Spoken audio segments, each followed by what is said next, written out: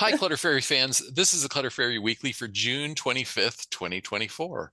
I'm your co-host, Ed Gumnick, and I'm speaking with Gayle Goddard, certified professional organizer and owner of the Clutter Fairy in Houston, Texas. Hi, everybody. The Clutter Fairy Weekly is the webcast and podcast that digs deep into the clutter that piles up between you and the life that you want to be living. We explore the habits and behaviors that lead to clutter, particularly today, and we suggest strategies to slow the accumulation, reduce the collection, and comfortably manage the stuff we decide to keep. If you're new to our Zoom meeting, we want to let you know that you can share your comments and questions via the chat, and I'll try to make sure Gayle addresses them before we move on to another topic. You can also use the raise hand feature if you'd like to ask a question or make a comment yourself via audio or video. And we are streaming the webcast live on Facebook, so you can share your questions and comments there, and I'll relay them to Gayle. We're going to start by talking about last week's Weekly Tittle, which was called Leader of the Pack. Which is such a funny thing to say about traveling. I like it. The assignment was to assess the state of readiness of your luggage in anticipation of your next trip. Let's hear from our participants live in Zoom and on Facebook who carried out a luggage review and refresh this week. Please let us know in the comments. While I was looking at feedback this week, I did not find any Tittle reports, but several YouTubers offered modifications or additional tips to the advice we gave last week on packing for vacation travel. Ms. Leanite wrote, when drawing up a list of things to take care of before you leave, don't forget to have the post office hold your mail if you'll be gone more than a couple of days. You may be able to do this online. And Linda wrote, I get why you say not to plan for any and all things to happen. However, if traveling on a cruise ship, it's best to plan for a lot of scenarios. The Med Center may allow you to purchase a couple of things, but not much, and they are super expensive. That one, I think, Gayle, have you ever done a cruise? I have done a cruise, actually. I did not have to visit the med center, so I can't verify whether that's real or Right. not. But it wouldn't surprise me if they're super expensive if you have to buy stuff from the med center. But Yeah. you can balance how much money you might have to spend versus how much weight you have to carry. And getting your luggage onto the cruise ship is kind of a pain. So it might be worth it to not overstuff Find the in your happy middle luggage. ground. Find the happy middle ground. Exactly. And viewer O. Bragg wrote, for security reasons, your address should go inside your suitcase and not on the luggage tag. I put my phone number and email address on the tag. Also, I take 1 or 2 doses of OTC medication with me. I got food poisoning at night on a Nile cruise with no access to a doctor or pharmacy. By the way, some airlines are getting more strict about the weight of your carry-on and even your personal item. Good reason not to overpack. Thanks, everybody, for all these great extra travel tips. Most of the comments that viewers added were about their personal preferences for what they like to pack in their bags, and they were all really great ideas. So if you go back to that view on YouTube, that video, you can see all the things that everybody added about how to improve the packing.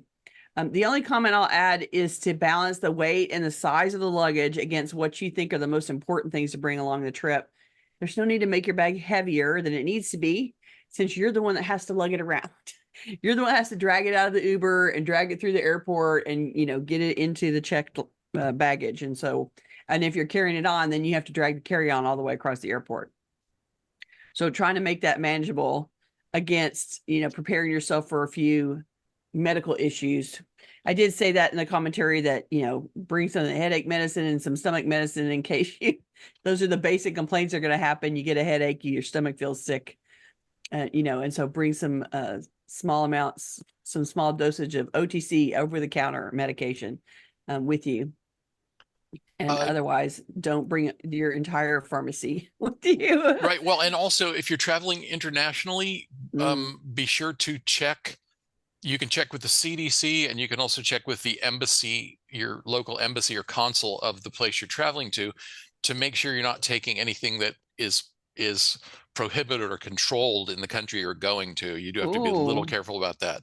Yeah, that's more true. That's more true of prescription medications. Yeah, but there are even over-the-counter medications that are controlled more strictly in some countries than they are in others. So check with the place check with the consul or embassy of the place you're going to make sure that you're okay. On a cruise, Yeah. that's probably not really, well, it's probably not really an issue if you just plan to leave everything on the ship, Yeah, yeah. If I you're would not going to think. get But off with any of it somewhere, yeah.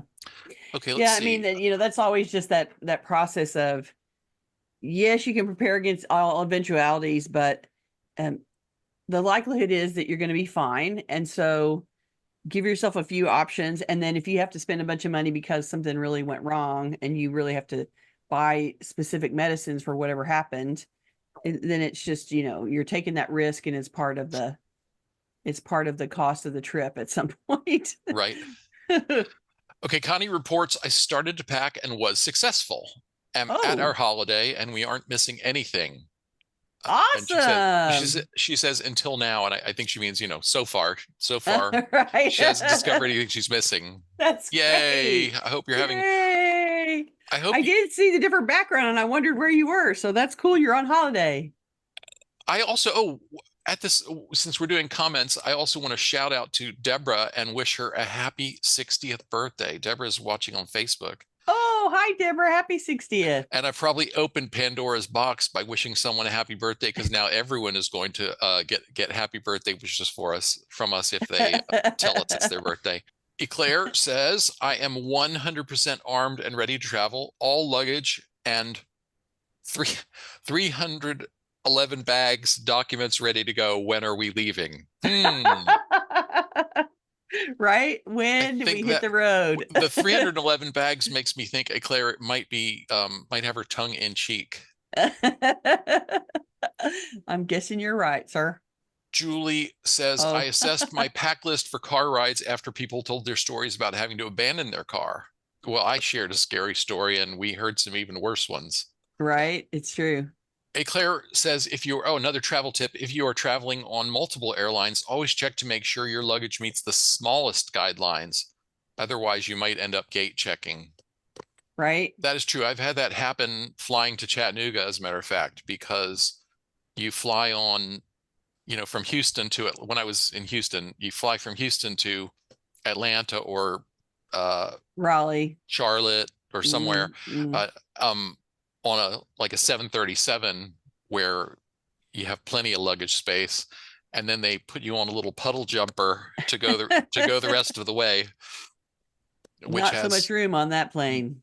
next to no overhead bins. Yeah, yeah, yeah. You're right. Good advice. That's all good advice. Like I said, everybody had great travel tips. So we got a lot of commentary about don't forget, don't forget, don't forget. So it was a great list of suggestions. So worth going back and reading if you're trying to get ready for a trip. Oh, she says that was supposed to be 3-1-1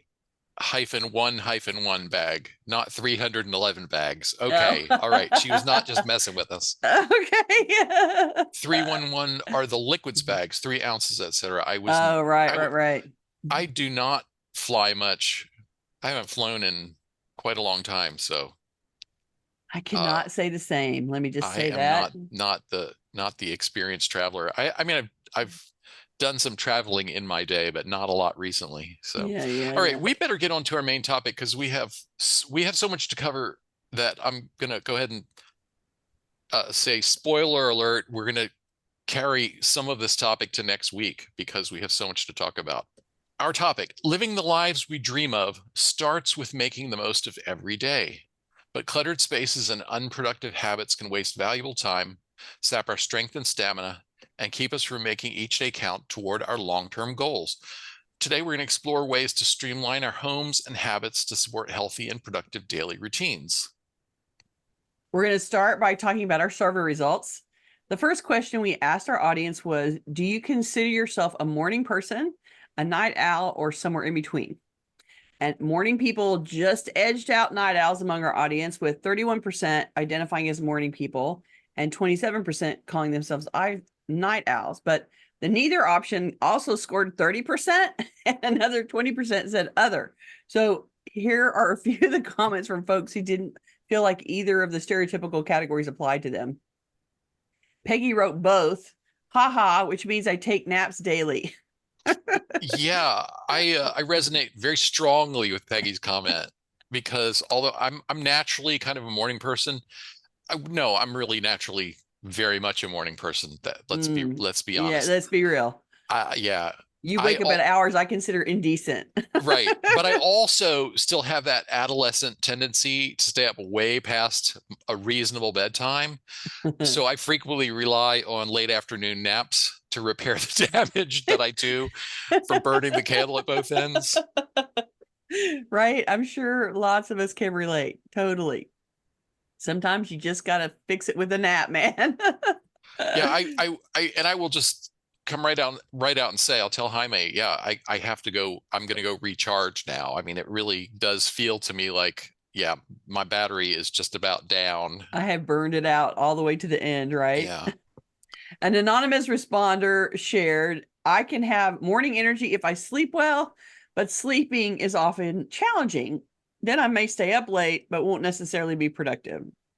I Several can totally people, relate to that. well, several people mention sleep issues, and I think Mm, that becomes more common with age, and our mm. audience tends to be on the middle age to upper middle age to still desperately clinging to the title middle age uh You range. mean like us? Is that what you're trying to say? Yeah, sleep affects everything. We've had that conversation before. And so if you are struggling and find that sleeping is a challenge, it is going to affect your ability to be productive, to keep routines, to do things on time. It is a problem. Sleep is a big part of how we function as humans. And if you are having trouble sleep, then it's really important to try to address that for yourself, because you are definitely the person that's suffering from lack of sleep 100%. And I don't know what it is about when I'm super tired, then I also stay up later. I don't know what that is. Like, it's crazy and it makes absolutely no sense. It is the opposite land. Well, It seems like you would go to sleep if you were tired, but somehow you don't.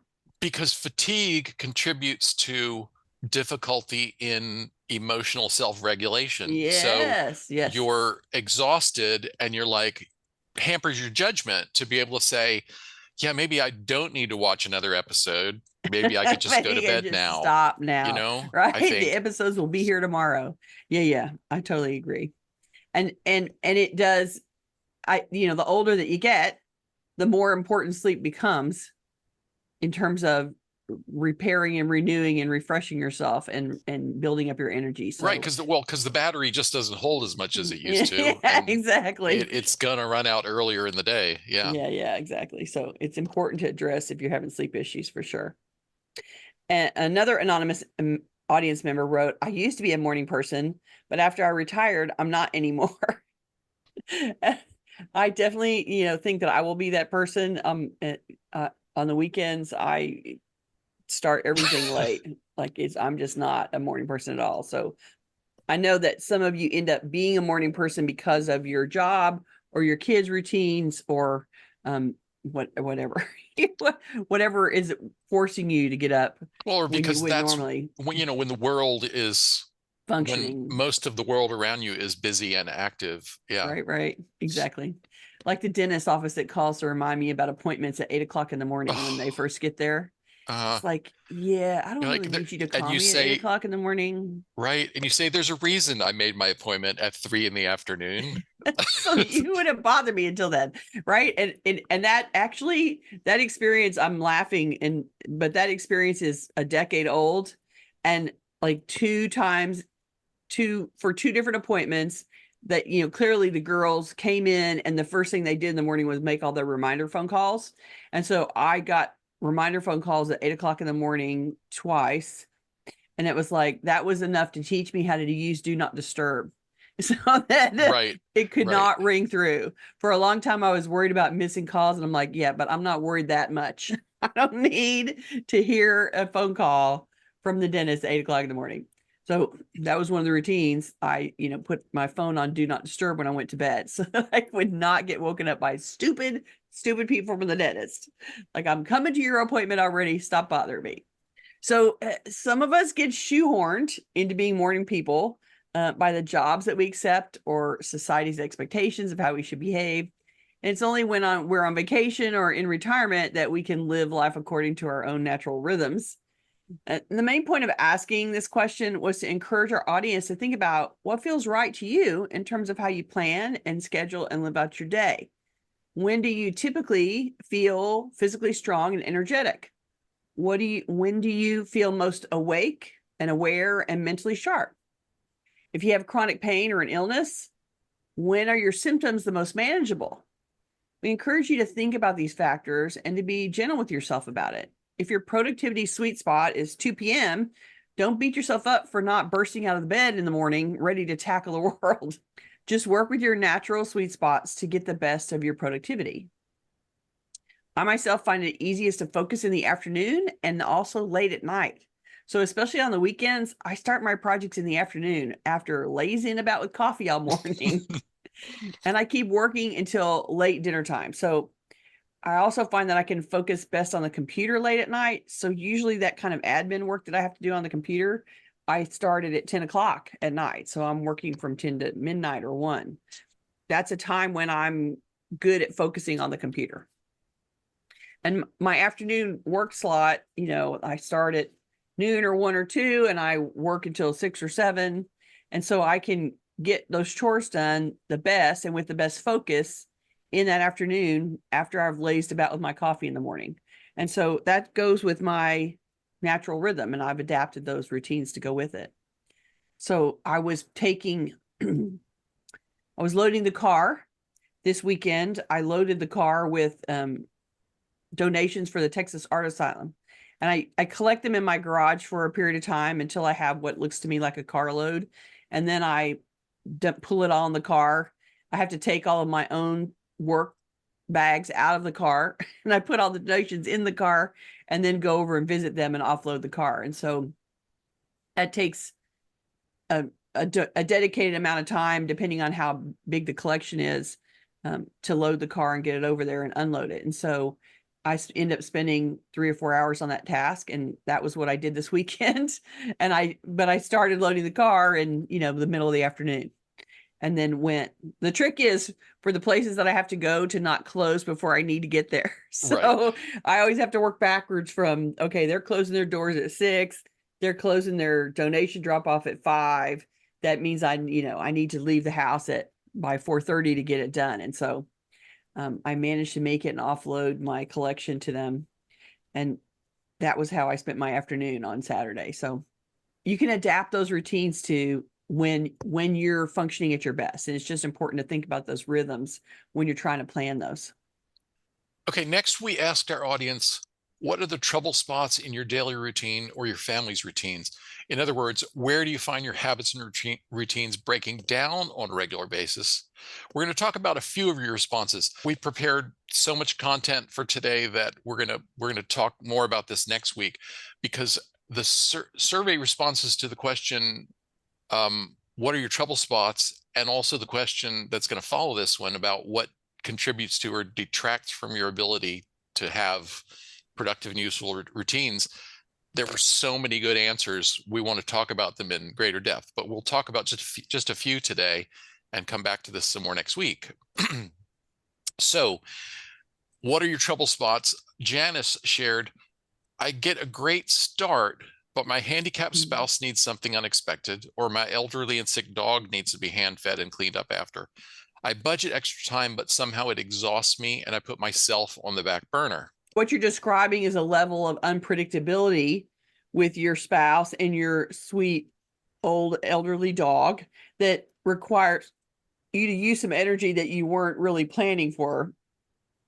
Except that I'm guessing that if you have a handicapped spouse and an elderly dog, it might be more like a routine that they need extra time than the exception, right? And so this is a perfect routine to think about budgeting specific time. I know I'm going to have to do something for my husband. I know I'm going to have to deal with the dog, and budgeting that time in as an accepted task and a planned for task might be a better way to think about it, instead of adding extra time at the end of the other stuff to deal with them. To just assume that in the morning you have to do husband and dog, and those are part of your task for the day. and that the other things that you're trying to do in the morning, you might shift to a different time, or, spread them out some in the morning and move some of them later in the day. Because if it's exhausting you and it's too much, once you've exhausted yourself, then getting back to it or continuing through the rest of your day gets harder. So I think it's worth acknowledging that right now that's your current normal, and that you need to create permanent time slots around their care as part of your routine. I also think Janice's response highlights that when you're trying to establish your to-do list, there's the matter of the time that you budget, but then there's also you also have to budget your energy. Yes. And then balance priorities. She says, it exhausts me and I put myself on the back burner. The answer may be aim for less each day, make some of the things that have been daily routines, make them twice a week or once a week routines, or even every other day, right? Yeah. Because but you have managing to, your energy beyond, manage your time and manage your energy. Yeah.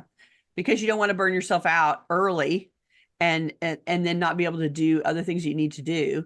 And it may also be that whatever your energy level is, you may have a greater expectations about what you can accomplish in a day than are realistic.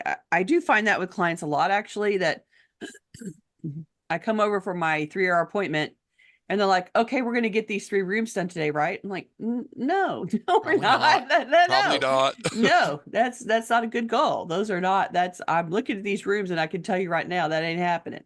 And so this falls under the category of we want to be able to get it all done in the amount of time that we're willing to spend or the amount of energy that we have, but they may not actually match up. You may need more time than you have the energy to deliver, or that it takes more steps than you think. And so it's important to notice when your expectations are too high versus what priorities you have to get done and what energy level you have to work with. And so it may be that you have to spread those tasks out over a longer period of time. It may be that you have to farm out some of them because the idea that you can do them all just isn't realistic, and that you need support in order to get stuff done. And so thank you, Janice, for reminding us you have to budget your time, but you also have to budget your energy. You have to plan for your energy level. Jennifer says, I have no help around the house. I live with 2 other unrelated to me adults, and trying to keep the house clean is like trying to push the ocean back with a broom. So I say that a lot about my client 0 clients, my lovely friends who I have been helping them organize their space for 15 years, 16 years, 17 years now. And it often feels to me like I'm just pushing the river back, like I'm just pushing back the tide, and then I go away and it rolls back in again. And so I get it that there's some aspects to the things that you do over and over again, like brushing your teeth, cleaning the toilet. There's things that you do over and over again because there is no permanent fixed place where they stop being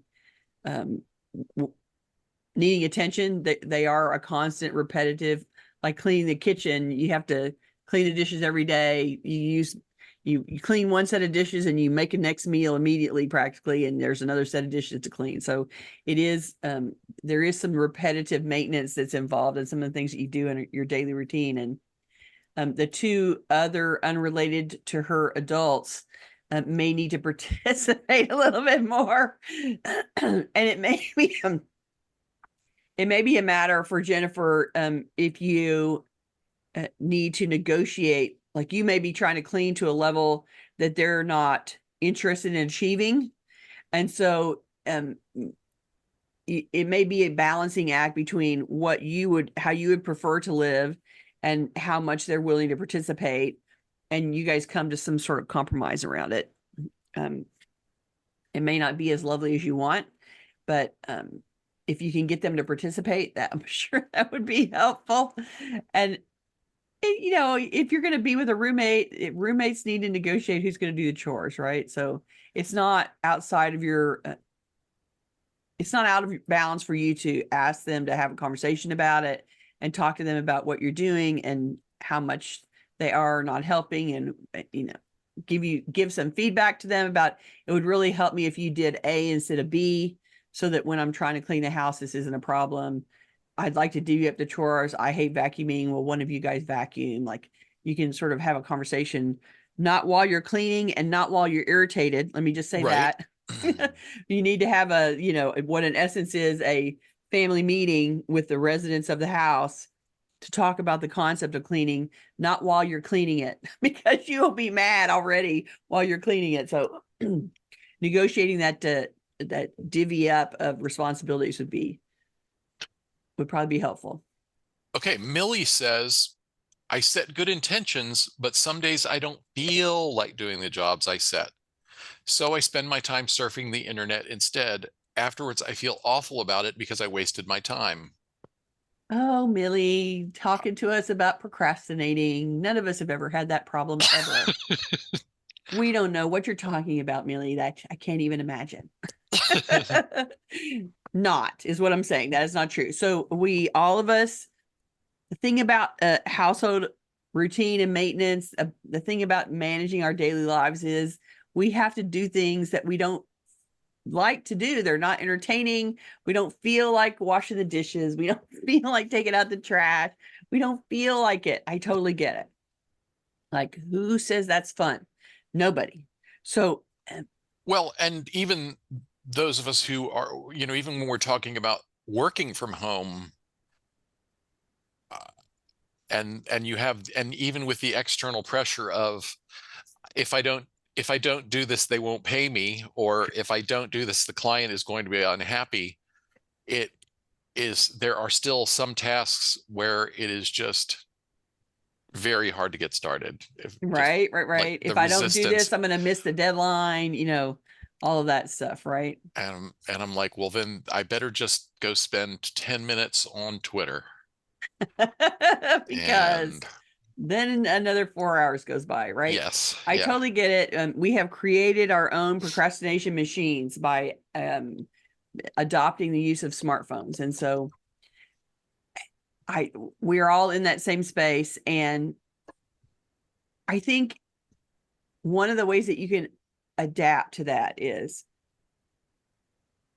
intersperse things you don't want to do with things you want to do as a reward. And don't try to assign yourself 4 hours of chores you don't like. Assign an hour of a chore and then take, a 10-minute break to do something that you like. And then go back and to do play another.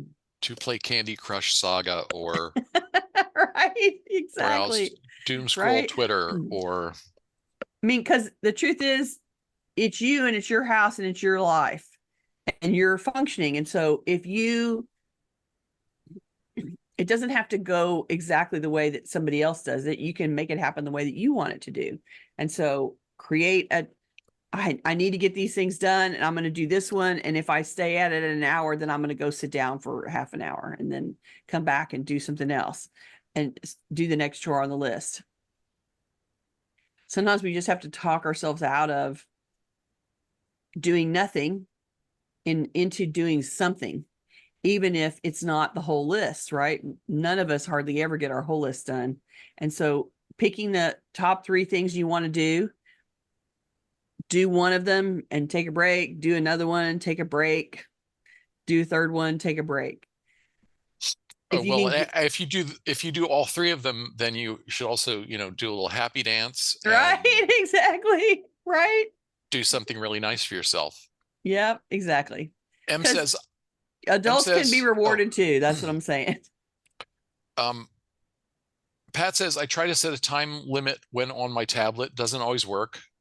I'm right there with you. I will set a timer before I do anything I consider, potentially an avoidance behavior, when it's, this is When what I'm it's doing procrastinating. instead of everything I should be doing. And sometimes the timer goes off and I stop and go do something productive, and sometimes I don't. M says, I have better luck alternating hated chores with chores that are easy so that I am buoyed by a sense of accomplishment. Look at you. That's a good one. I like that prep process. That's great because it's the easy ones, the ones that you consider easy, make it smoother and less irritating. You know, it takes less energy to do it. And you feel like, oh, it was easy to do and you got it done. And then you can go, look, I got that one done. That's awesome. I think we all need to be our own cheerleaders in this situation. This is the definition of being your own cheerleader. I've been procrastinating about emptying my garage of donations. And so when I loaded the car, I sent a text to a friend of mine, guess what? I loaded the car. And she sent me back a funny, you know, picture of something silly. And then when I dropped it off and was leaving from the drop-off place, I went, okay, the car's empty now. Yay. And she sent me another little, you know, meme. And was that necessary? No. But it did make it funnier and more entertaining to spend 30 seconds or 2 minutes going, woohoo, I emptied the car. Like, do I really, does it really worthy a happy dance? Probably not. But I needed the cheering to Validation. yeah. I needed somebody to go, good job. Yeah. Acknowledge. You needed the acknowledgement. Yeah. I did. And so I sent a note out and asked for it and got it. And it was totally worth it because, you know, she sent me some funny memes and I got a giggle out of it. And I went on about my day. And I think it's important that whatever you can do to make that routine, to make that process happen and to feel good about it, instead of feeling, who was it that said that they felt bad because Millie said that she felt bad that she'd wasted her time. Right. Like, if we can waste our time and feel bad, we can also not waste our time and get cheered for it. And do a happy dance about it. And so aiming for the happy dance, however you have to do that, I think is worth the effort because it will keep you going. Small, you know, we are satisfied by small things. It's the little things that make us happy. And being satisfied that you got something accomplished because it was easy, you did the easy task and you got it accomplished is an intermittent way to boost your self-confidence and self-esteem around, I got something done, yay. And who cares what it was or how big it was? You got to do the happy dance for a minute, and that is going to buoy you along. Right.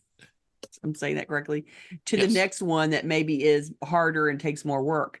And then you can do a happy dance about having stuck it out for the ugly one before you go back to an easy one again.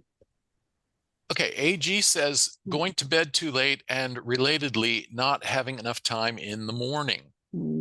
I'm also useless and scattered and anxious if I'm in a rush. So if I don't prep the night before, I madly scramble in the morning.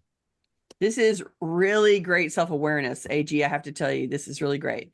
Being in a rush often messes with people. So knowing that you need to prep the night before to support yourself is super helpful. And I will say, lots of people, and particularly people with ADD, get derailed by the sense of impending time deadline. Like, I have to get out of the house by this time in order to arrive, you know, blah, blah, blah. And so given that extra pressure in the morning to try to think their way out of the bag of getting prepared and do it all in a time sensitive manner for people that are not really aware At their of best time in the morning, right? Yeah, but I mean, you know, people with ADD don't have that time awareness anyway. And so if you add that into, they're not at the best in the morning, and then if they get rushed, they get scrambled and frazzled, and then they stop being able to function as well. I think it's super important to know that about yourself, and prepping the night before so that you can easily and calmly get through your morning routine is a great way to be self-supportive. I saw a speaker who is ADD and is also an organizer, and she talked about routines for herself, that how she kept herself functioning. And she did talk about she can't leave the preparation until the day of, because if she's trying to do that and think about all the things she's supposed to do, she just gets too scattered and frazzled and nervous that she's going to miss the time and not get everything. And so her emotional response to worrying about getting there and getting everything done makes her, it enhances her bad experience. You know, it makes it worse for her. And so she spends a lot of time the night before making sure that she's got herself ready. And she said, it's better for me to lose sleep and get myself ready before I go to bed so that when I get up, it's all good again. It's all easy for me to get ready than to try to make it all happen all at the same time that I'm getting dressed in the morning. And it's good awareness to have about yourself. Okay, one more on this, and then we'll move on to the next question. Okay. Carrie responded, "Mornings suck." I totally agree about that. I am definitely that person. Nothing much is happening in my brain before noon typically. So I totally agree. And, you know, if you are that night owl for whom mornings suck, you got to build your routines around that, right? And I'm definitely the person that is prepping the night before because that's when my brain is working. And I'm like, I need to sleepwalk through my morning until I get in the car. So it better be super smooth and easy for me to get ready in the morning. If we had more time, I would argue the counterpoint. Mornings are quiet and peaceful and nobody bothers me. But I'm just going to leave it at that and we'll move on. Okay. We also asked our viewers and listeners what aspects of your home either contribute to or detract from your ability to cultivate and execute productive and useful routines. We're just going to share maybe one positive and a couple of the troubles, you know, the things that are tripping people up, because we still have a lot to get to. On the positive side, Danette said, "I've been slowly decluttering for the past 4 years. After the first year or two, my husband liked how my half of the closet and my desk looked, so he's been doing a great job of decluttering too. Our house looks much nicer and is much easier to maintain." Isn't that awesome? And that's the whole clutter impacts your ability to function, right? If they've been decluttering and now it's easier, there's less to manage and it's easier to maintain, they're spending less time maintaining the house and they have more time back to do things that they want to do. So thank you for sharing that. That's a perfect description. And here are some of the responses that reflect factors that are tripping our audience up in your efforts. Jenny says, "I have too many duplicates or items that only serve one purpose." Yeah, and all those things, particularly in the kitchen, those things that just serve one purpose take up a lot of room, right? So it's a good thing to notice when you have duplicates and notice when you have too much back stock of things. It's all crowding you out of your space. And so it's a good thing to notice. C says, "We've had so many interests and also so many things we accumulated. Plus now in retirement, we have lots of volunteer activities. It seems like there's no time to make decisions to declutter. Our regular everyday tasks hardly get done." Well, see, I'm glad you're having a great retirement. That sounds like you're having fun and out there and doing stuff. That's great. And so then it's just a matter of setting some priorities, right? If you're overcommitted right now so that you can't maintain your regular everyday tasks, then this is where we go back to what I said earlier about maybe you need to shift some of those tasks to someone else. Maybe you need to hire some of that stuff out. Maybe you need to decide that you don't have to do them all and that there's a shorter, faster way to get things done.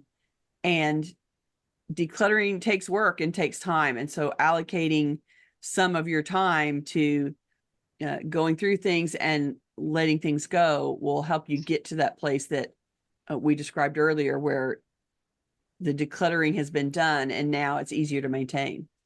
If you have a lot of interest and you want to be out there doing stuff, then it's worth it to declutter down to a manageable level so you can keep at that activity level. If you let the regular stuff go too long, it's going to start to interfere at some point. Right. Well, and that's the thing. If you're busy and active and doing things that you enjoy, Go, right? That's terrific. And it's only a problem if your clutter is harming your ability to enjoy all of that. And I Mhm. think I think from the way C stated the issue, it is cutting in a little bit. Right. She feels like there are everyday tasks that are not getting done. So you have to shift a little bit somewhere. Right. And it might be worth having a planning conversation around, okay, this is impacting our ability to have fun and do the things that we like. And so maybe we need to spend a little bit of time up front to declutter some of that stuff out of the way so that we get back some of our free time to go about the interest in the volunteer activities that we want to do. Mary says, my husband does all the vacuuming, which is a great help.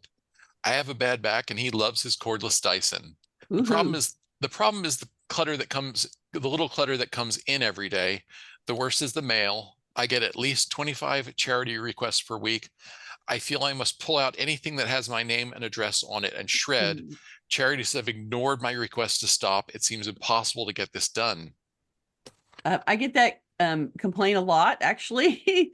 And once you donate to a charity, you become an active live prospect. And so you shift from they've ignored us all this time to they gave us money once, therefore they might give us money again. You're more likely to do it again. So they're going to come after you harder. And I'm sure it's part of their list management that somebody that has given before has is a potential donor again. So they're going to come after you. I will say that people worry about the name and address that comes in all the charity stuff. And you own your home, your name and address is part of the public record. So it's a little bit of an overkill to feel like you have to shred everything with your name and address on it. It's not going to stop anybody from being able to find your name and address. It's super easy and they don't have to come to you. They can just go online on the property records and see them. Right. So it's not something that you really have to worry that much about. Your name and address is out there. It's out there on the internet. It's out there in legal public records. And so not don't worry, don't spend your time. I know that there was a time where people that are older than me particularly seem to have been gone through a period where I need to shred my name and address. And it became like I have a lot of older clients that balk with me about this. So it must have been some advice that people received for a period of time. Well, But I mean, before the internet, there probably was more fraud of the, stealing stuff out of your mailbox or stealing stuff out of your trash variety. mm-hmm. But now the internet is this enormous playground of Data. data and fraud opportunities. And I people are not going to be digging through trash bags to try and find names and Yeah, addresses. they don't need to do that. I think if it has if it has your social security number on it, if it has an account number visible on it, you need to be conscientious about it. But nowadays, if you look over your bills, they don't typically put your whole credit card number on there. They don't put there will be almost nothing with your social security number on it unless you're working with such an old, an institution that's so old fashioned that they're using that as your ID for you. But people have Yeah. really gotten away from that because of Mm-hmm. fraud. So Yeah. yeah, you don't really have to be that careful. So I would, particularly the charity requests, they're not going to have account numbers or anything like that on them. So any kind of charity request, I would just, tear it in half and throw it straight in the recycle bin. Don't even worry about it. There's not going to be that much of a risk for you in terms of just throwing it out and not spending all your time trying to shred that stuff up. Okay, let's talk about routines. Okay. So daily routines are the way that we make our lives run. Most of us have routines for starting our day, getting to work, getting the grocery shopping done, daily housekeeping, etc. Some of those routines work well and truly help us get our tasks done. And some of those routines are bad habits that don't actually support us to live easier or more comfortably. Maybe your morning routine gets you ready and out the door quickly, but maybe that morning routine bogs you down and makes you late every day.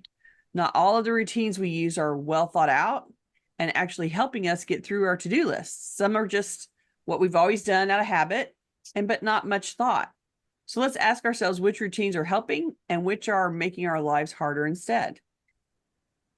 Last week, a viewer shared her story about her new routine to wash the dishes as she used them. Her previous process had been to gather up a week's worth of dishes in the sink and on the counter, because, a week's worth of dishes won't all fit in one sink. Then she would tackle the cleaning to clean the kitchen once a week. And then this process took several hours. And I was thinking that, it's really irritating to do it all in one go, like spending several hours in the kitchen and cleaning. Ugh. So she conscientiously worked to change a routine so that she was washing the dishes as she used them and loading the dishwasher as she went. And so cleaning her kitchen up every day instead of waiting until a week had gone by. She reported that the change in the routine was really hard to do. She struggled to get it done, but after a month, she had shifted her daily process and was much happier with the result. She preferred seeing the clean kitchen every morning, and she appreciated not spending several weekend hours cleaning a week's worth of mess in the kitchen. I am totally with her on that one. I would be beyond angry if I was forced to clean the kitchen for several hours at once. I already don't like being in the kitchen much, so cleaning there for hours is designed to make me irritated. The lesson from our lovely viewer is that we need to look at how we do things and decide if our process is helping us live better or contributing to not enjoying our life. If your clutter dictates or interferes with your routines and makes those daily life rituals take longer or be more difficult or rob you of peace of mind, then it's time to reimagine them to support you instead. We're going to keep talking about this next week since we received so many great responses in the survey, and we'll pick up next week with more on specific daily routines and how to build them to support you. Okay, let's take a few more comments. We have just a little bit of time. Yeah, Naomi says, we came across our university yearbook from 1972.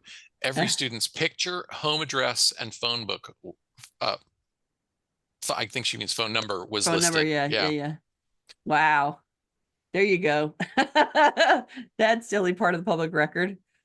On the subject of rewards, Joyce says, that's why I'm learning Spanish with Duolingo. I need those yay moments and earning gems. They give you gems when you work lessons in Duolingo. Oh, okay. I need those yay moments and earning gems to reward my inner 5-year-old. Oh, there you go. Right.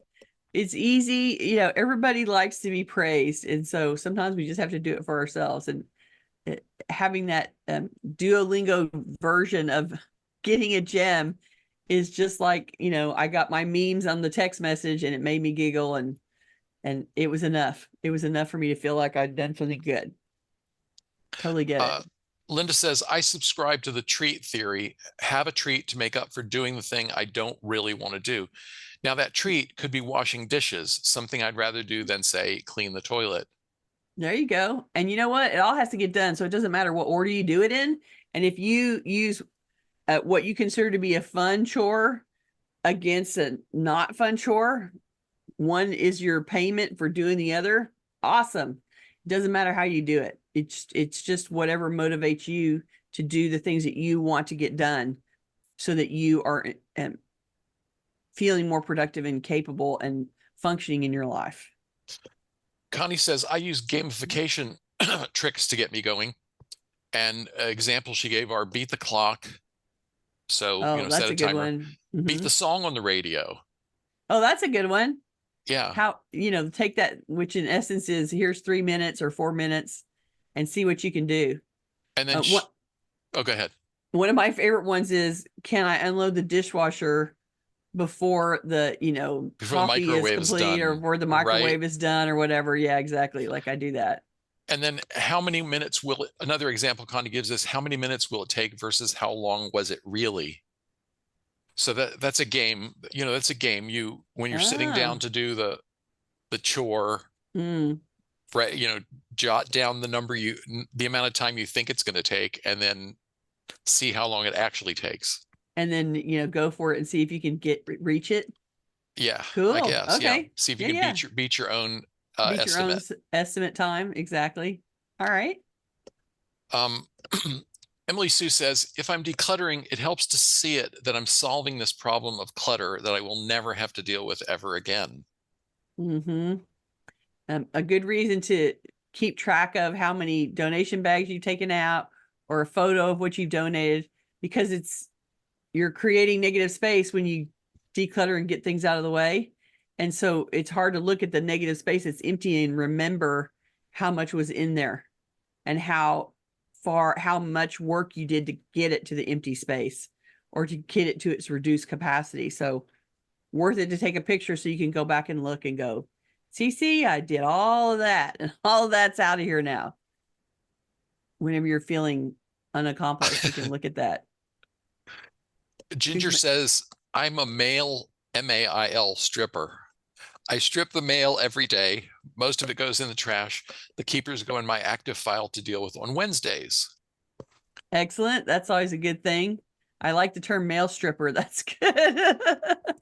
Connie says, Ginger, better than that than a male MALE stripper. Yeah, exactly. Yep, mail is one of those routines that everybody hates, but it's the smallest amount of mail that you have to deal with is going to be today's mail. That's the smallest the stack ever gets. So keeping up with it every day means that you can put the least amount of time into it. 3 minutes, 5 minutes, 2 minutes. Even if it's 10 minutes, it's still just 10 minutes today. And tomorrow it's going to be twice that amount. So that's another good one where if you leave it for a week, then you get to the weekend to open the mail, it's going to take a huge amount of time by comparison and be so annoying. And if you can do some of it every day, it's then reduces your annoyance factor down and you get out of it much faster. Okay, one more comment, then we need to move on. Okay.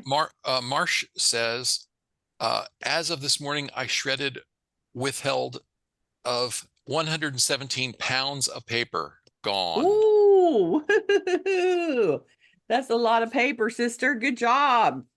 That's pretty spectacular. That is really spectacular. She sent me an email earlier this week and said that she had been going through and collecting stuff for shredding all at once. And so it must have been the shred project has now taken place. That's great. I'm so glad. You got all that stuff ready and now it's out of the house and you're not living with it. Congratulations. Yay. All right. We'll talk about next week. I've already tipped our hand on that one. We're going to be back next week, July 2nd at the usual time. And we're going to continue talking about this topic. We're going to share more of the great responses that we got to our survey and then go into some detail about how to smooth out your daily routines.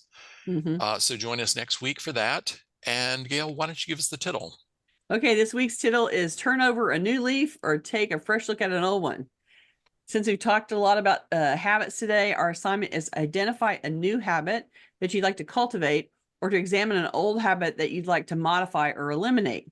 So identify a habit that you'd like to add, modify, or subtract from your routine. And no habit's too small for this assignment, by the way. If it's a new habit that you want to cultivate, then think about what related actions or behaviors you're already doing on a regular basis and write down your intentions to use the current behavior as the trigger for the new habit. For example, when I start making a grocery list, I'm going to scan the refrigerator for items that are ready to be purged into the trash. Put the reminder in a place where you're likely to see it when you're doing the triggering behavior and practice and adjust the new habit. Just like our lovely viewer did who rearranged her habit in the kitchen. If the habit that you're looking at is one that you'd like to modify or eliminate, then notice where, when, and under what circumstances do you do this habit? What action or pathway are you stuck in? And then think about what triggers this habit and examine the context around it. Consider how you might shift the triggering circumstances or related habits. And write down your intention to react differently or not at all to the triggers you've identified. And then practice making the shifts you've identified. This is an example. This is us talking about, we've gotten in the habit of doing X, Y, and Z, and we're not happy with the results of those habits. And so noticing when you do habits that don't give results you're happy with and thinking about how to modify that or change that. It's worth some brain time to think about and see if you can shift. Okay, so work on those. Come back and tell us next week. We'll be happy to hear it. Eclair asked, could we get this list of habit change in print somehow? And Eclair, yes, this will be up on our website tomorrow. And if you, I'm going to put the URL that is it's cfhou.com/TCFW 217. That's the show notes for today's episode, which I'm going to make a commitment to post it tomorrow. I've been really bad lately about letting other things get in the way, but that's a habit I need to shift. And so I will make sure to get the show notes up tomorrow so that you can have the tittle in writing. Now you're committed, buddy. Okay, we are out of time. So I want to remind our viewers and listeners, if you're watching this on YouTube, we'd love for you to join us live. To get notifications about upcoming events, we invite you to join the meetup group by visiting cfhou.com/meetup. You can also follow us on Facebook by visiting cfhou.com/Facebook, or join our mailing list by visiting cfhou.com/subscribe. We'd love to hear from you, so please send your questions, comments, and topic suggestions on YouTube, Facebook, or anywhere that you find us. You could always reach us through our website at clutterfairyhouston.com. Thanks, everybody, for coming and listening to us talk about habits a little bit today. I'm hopeful that you are thinking about it and letting your brain churn about it, and come back next week and let's talk about it again some more. All right, we'll see you next week. Bye. Bye-bye.